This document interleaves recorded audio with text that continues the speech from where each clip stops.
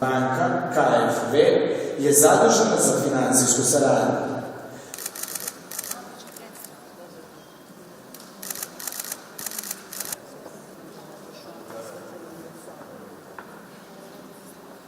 Predstavnici Vlade Republike Srbije, dragi partneri i predstavnici medija. U ime grada Beograda, ambasade Savezne Republike Nemačke, na svečan i Srbije.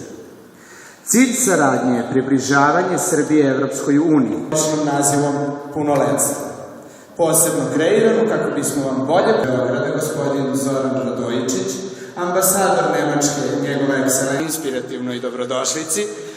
Više o sjajnoj saradnji dve zemlje reći gospodin Tomas Šip.